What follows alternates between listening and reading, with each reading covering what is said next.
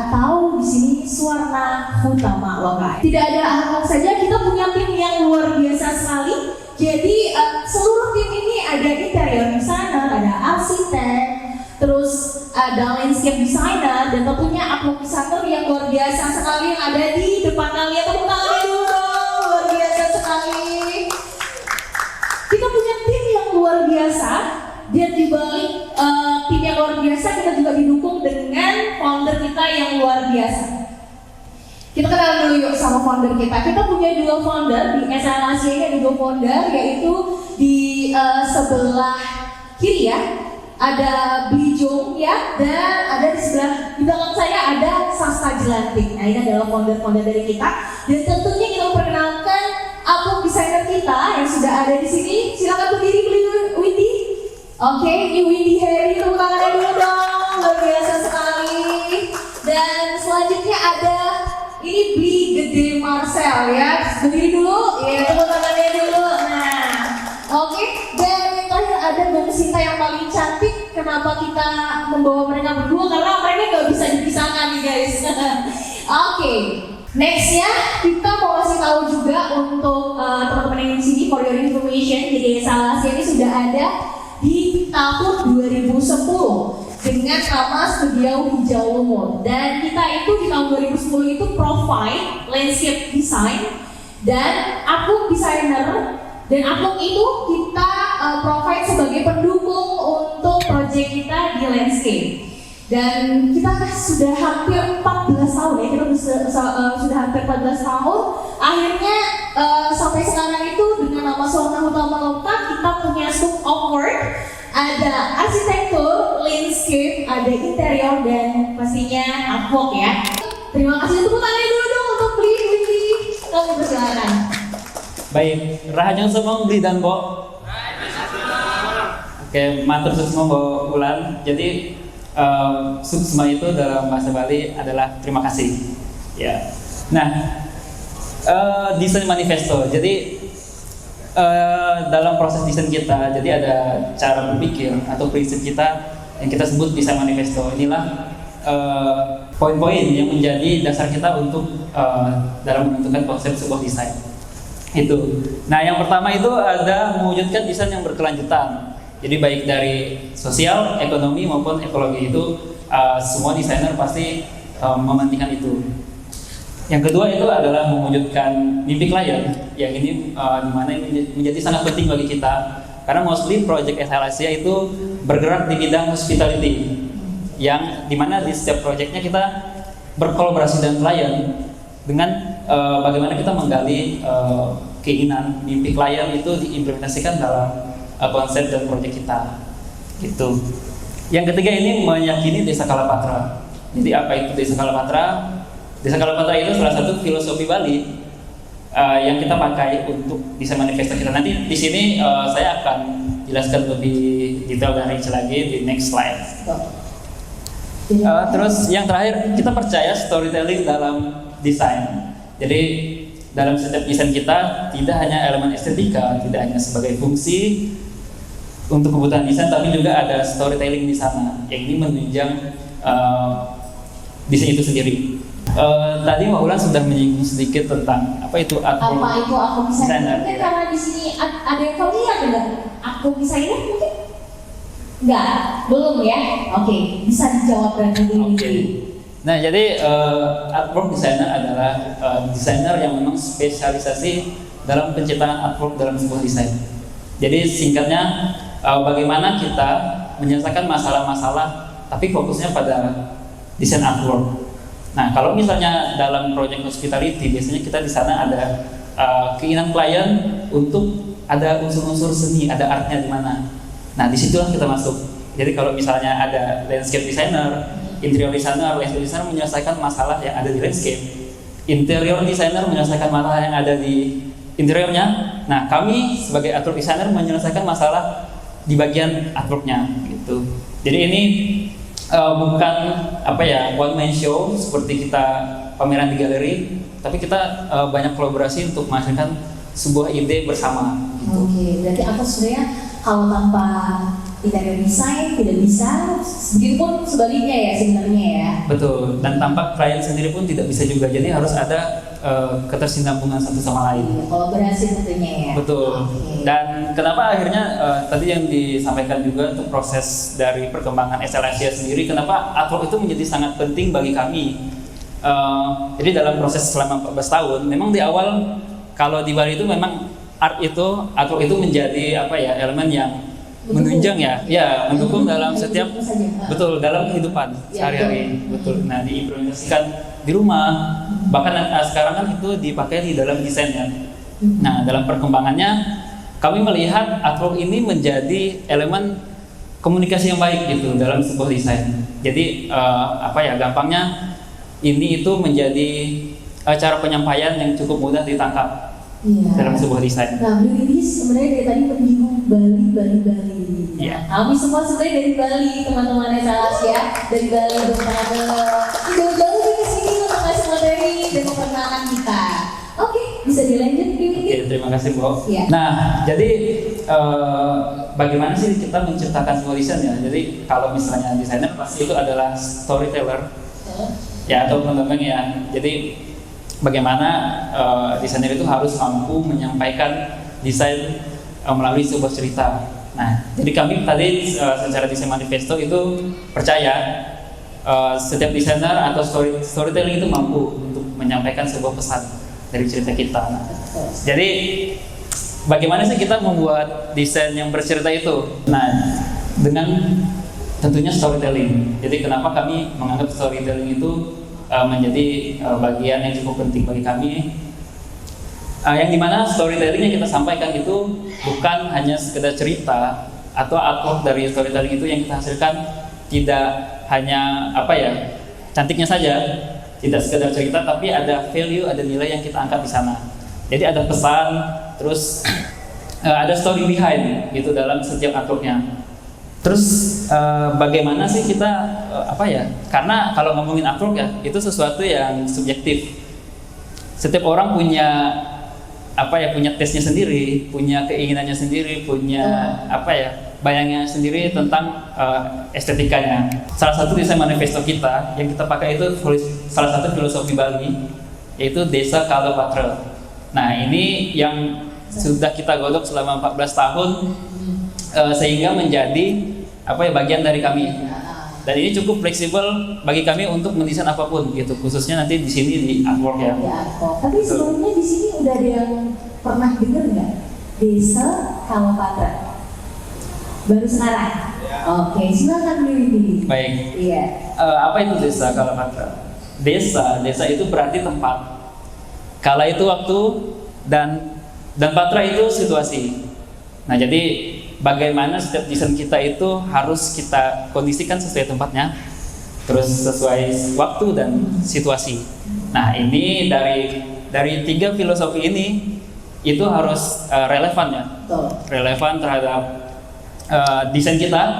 Nah, nanti yang ini akan kita integrasikan dalam kalau kita sebut CAN, Culture, Art, and Nature. Iya, sesuai dengan judul tadi ya. Betul. Creating Culture, Art, and Nature. Iya. Nah, jadi untuk tempat, jadi kita dalam setiap desain kita memperhatikan, misalnya lokasinya di Bali, ya kita angkat sesuatu yang berkaitan dengan Bali, gitu. Kalau ngomongin storytelling, mungkin di sana ada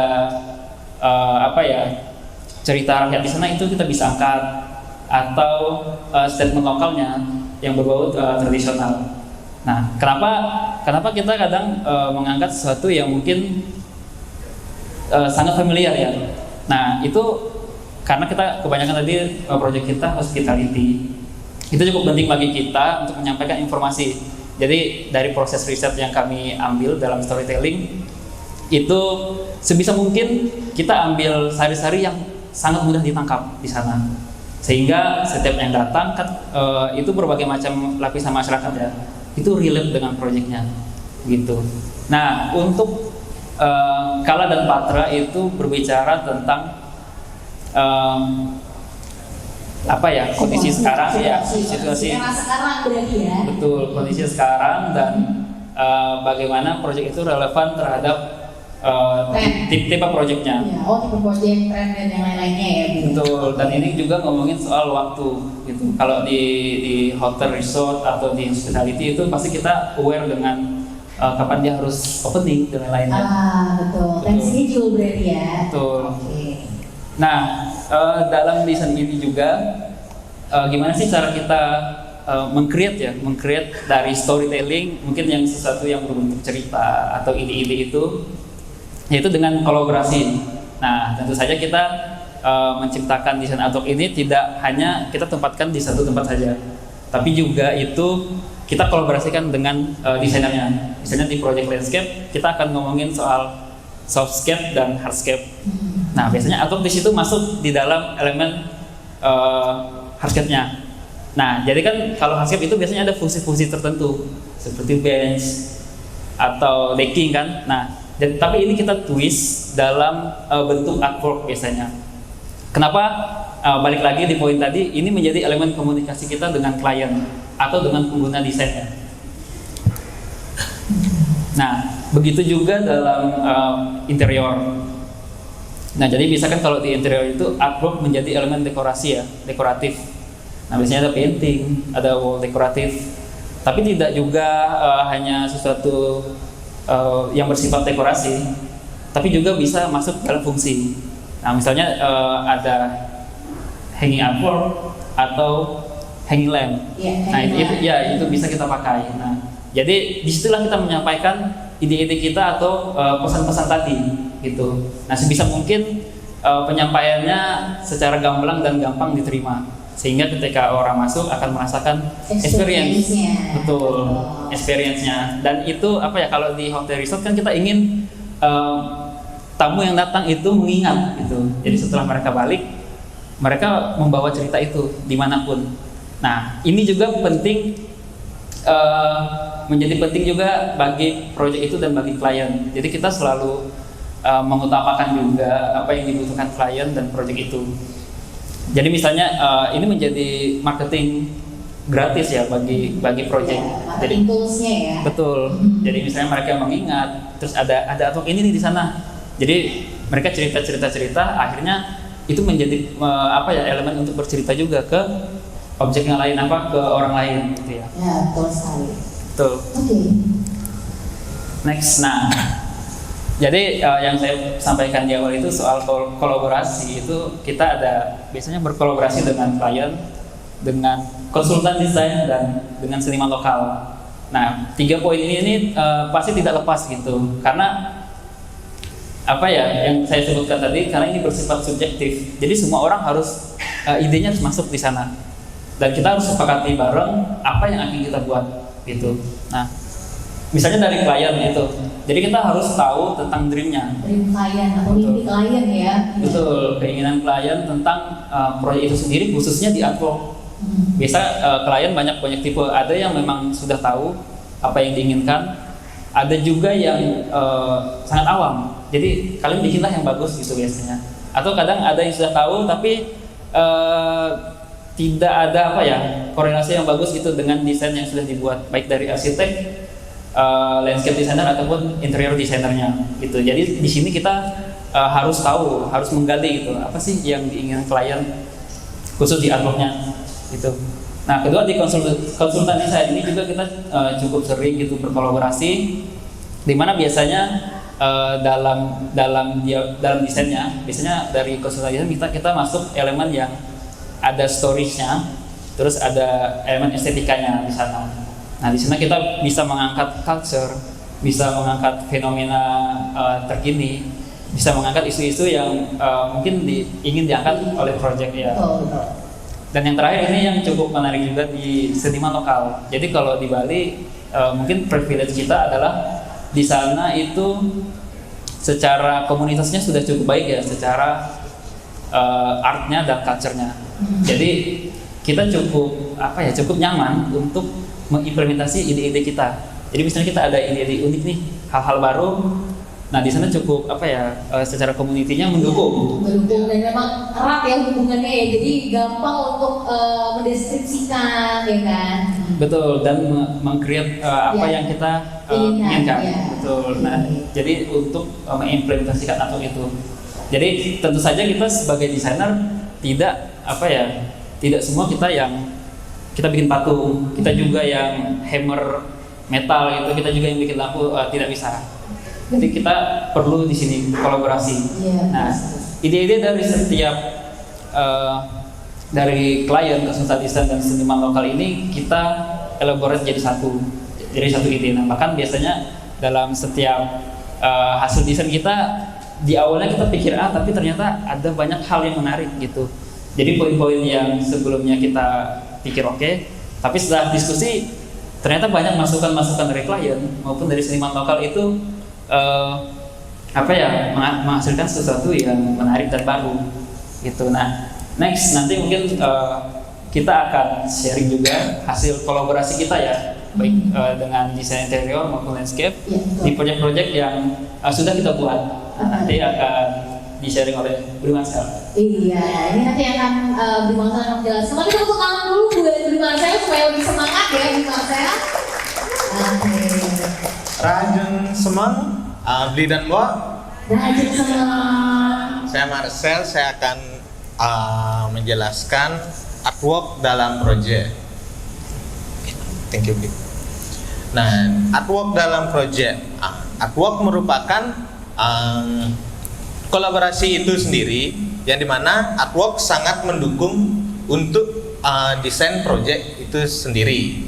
Nah, saya akan menjelaskan beberapa proyek yang kita sudah kolaborasikan dengan desain interior maupun landscape.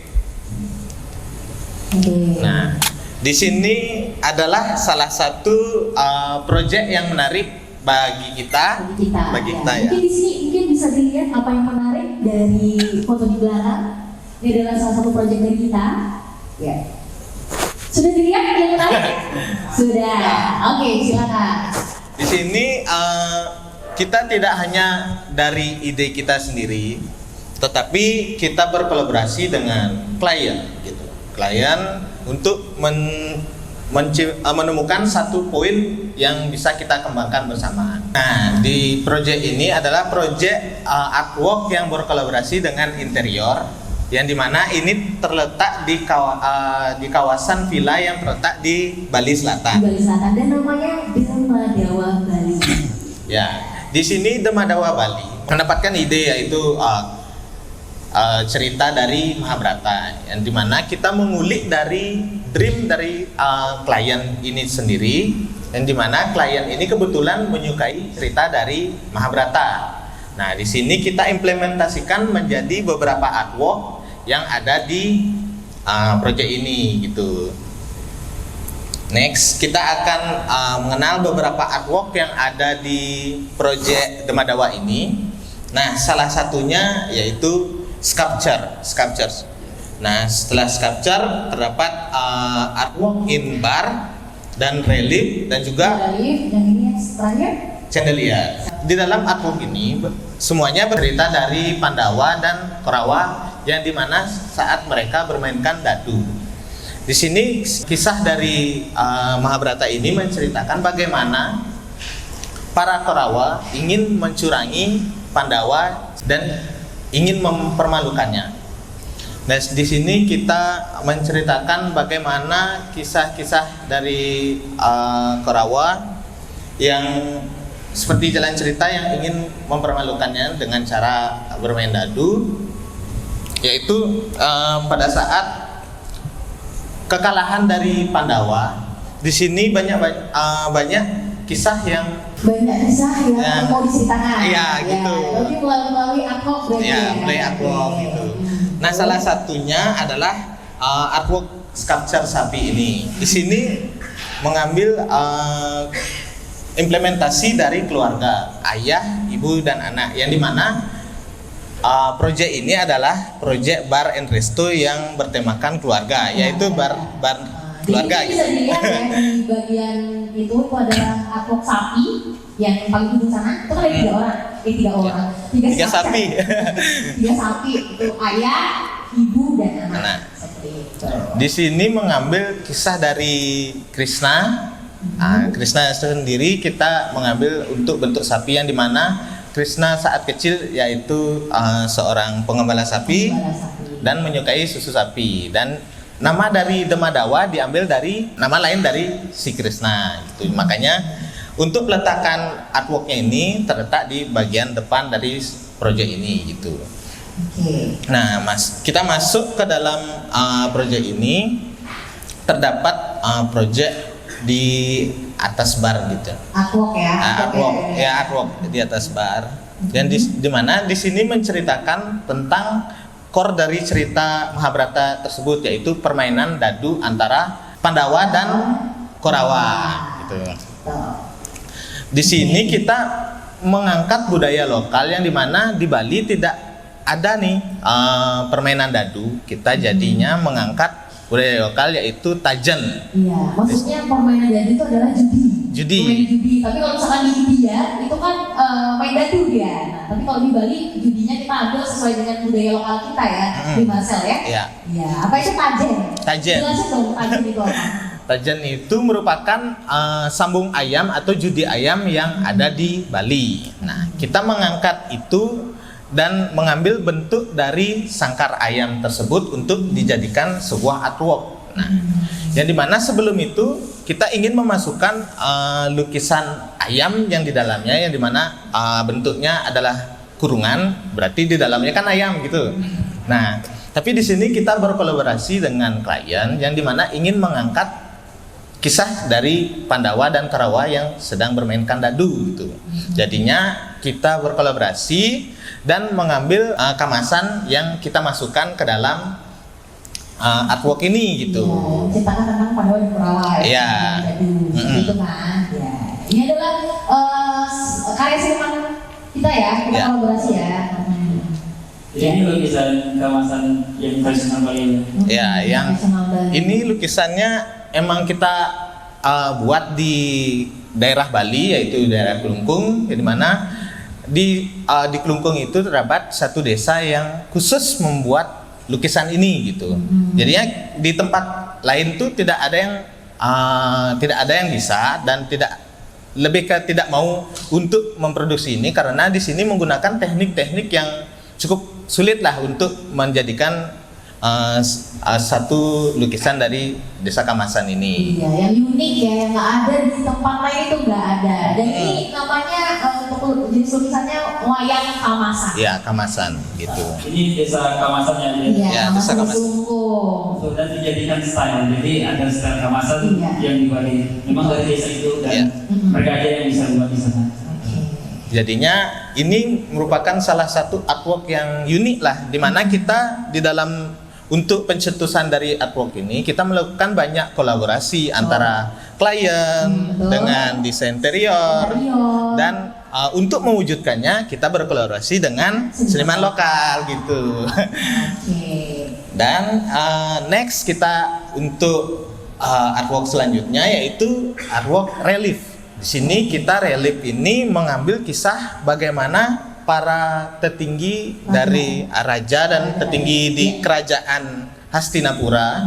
Jadi mana Hastinapura itu adalah di bagian dari kisah Mahabharata dalam kejadian permainan dadu ini.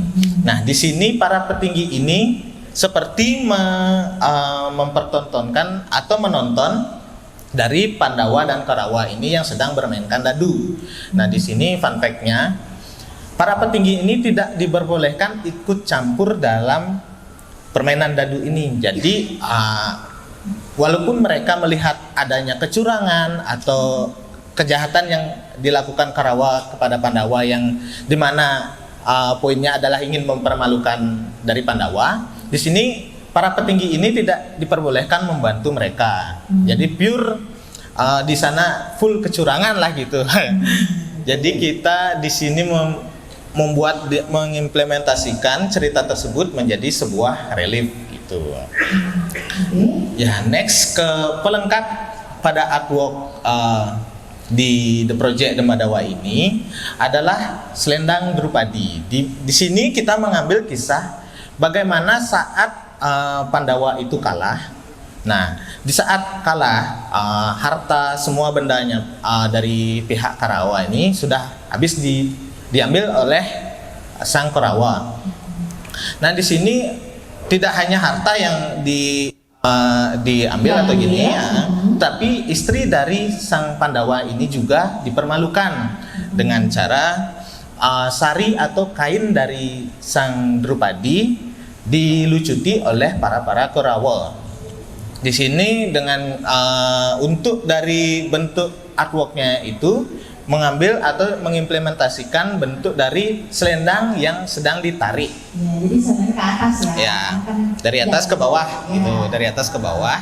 Seolah-olah selendang ini tidak pernah habis. Nah, di balik itu Dewi Drupadi ini meminta permohonan kepada Dewa Krishna. Nah, di mana dalam cerita ini Dewa Wisnu berwujudkan Krishna gitu. Balik lagi ke Krishna yaitu Madawa gitu. Di sini Dewi Drupadi ini meminta doalah untuk ditolong gitu. Jadinya seolah-olah saat sang Korawa menarik dari sari sang Drupadi itu tidak pernah habis gitu. Jadinya kayak limited gitu. Nah, jadinya kita implementasikan ke dalam artwork gitu. Akhirnya bentuknya seperti itu. Cantik nggak sih? Cantik ya. Nah, ini beberapa artwork yang ada di project Demadawa. Nah, bisa dilihat nih, ini tadi yang bagian apa namanya kurungannya itu ya, yang jadi lagi. Ya, betul. Terus habis itu di interior, ini kan harus koordinasi ya antara desain interior sama artworknya supaya ini bisa pas ya kan. Betul.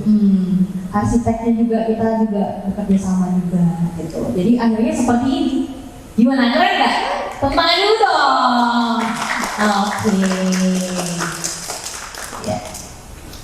Nah, di sini bagaimana kita berkolaborasi antara kita desain interior maupun dengan klien. Di sini dengan cara kita sketsa. Nah, kita di saat sketsa ini kita berkoordinasi dengan dream dari klien untuk mengangkat apakah ini cocok gitu. Nah, tidak hanya bagus di kita, kita juga lebih ke memberi mereka ini cocok nggak buat di proyeknya mereka kayak gitu. Jadinya di sana kita berkolaborasi gitu ya. Nah, next. Nah, di sini ini adalah yang tadi artwork kurungan yang dimana sebelumnya ingin menggunakan lukisan ayam. Nah, tetapi saat terjadinya kolaborasi itu, kita di sini menggunakan lukisan kamasan di dalam artworknya tersebut. Nah, jadinya jadi dulu yang lukisan ayam ini kita pengen seperti sarung ayam. Tapi stylenya secara tadi gitu. Ini yang kita propose di awal ya. Di awal. Di sini adalah Sanya Ubud. Nama proyeknya Sanya Ubud Pramana Experience. Ya. Tempatnya di mana Mas? Tempatnya di Ubud. Di Ubud. Oke. Ya, di sini di dalam kolaborasi kita untuk menemukan satu poin yang akan kita bangun. Nah, sini kita menemukan poin akan mengangkat cerita dari Nidya Tantri. Gitu. Nidya Tantri. Ada orang berdengar? Belum ya. Berarti sekarang ini pertama kalinya mendengar banyak cerita dari kita dari Bali berarti ya. Oke, silakan Bu Marcel. Nah, di Nidya Tantri ini menceritakan sosok wanita yang pintar, kuat dan bijaksana, yang dimana dalam setiap epos cerita-cerita Bali banyak dari Nidya Tantri ini menciptakan 1001 cerita gitu. 1001 cerita yang dimana di dalam cerita-ceritanya tersebut mengandung banyak hal positif yang bisa nilai-nilai baik lah gitu, yang terkandung di semua dalam cerita 1100 ceritanya Nidya Tantri. Nah, pada pengaplikasian atau pengimplementasian artwork yang ada di Desana Ubud ini, Sanya Ubud ini, kita mengimplementasikan berbagai cerita dari Nidya Tantri itu untuk dijadikan sebuah artwork. Ceritanya Nidya Tantri itu fabel ya? Iya. Nah, di sini adalah salah satu cerita dari Nidya Tantri, yaitu monyet cantik gitu. Di sini, yang lihatnya Mbak. Iya. Nah, di sini monyet cantik itu menceritakan bagaimana sang monyet itu ingin menjadi pusat perhatiannya di dalam sebuah hutan gitu. Ingin jadi pusat perhatian si monyetnya. Nah, berdoalah si monyet ini pada dewa gitu. Nah, dikasih berkah yang dimana monyet cantik ini bisa menjadi lebih cantik jikalau membasuh muka sebanyak 3 kali. Membasuh mukanya selama 3 kali, selama 3 tahun lama banget ya. 3 kali jadi cantik gitu. Iya, jadi cantik. Tapi, nah biasalah kan tidak pernah puas gitu. Jadi tidak pernah puas gitu, cantik gitu.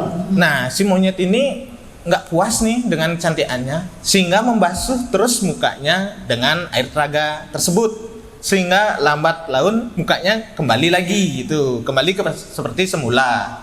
Nah, di sini kita mengimplementasikan pada landscape, yaitu di bagian di pinggir kolam yang seolah-olah monyet tersebut lagi membasuh mukanya. Nah, jadi kolam ini tidak seperti telaga ya juga.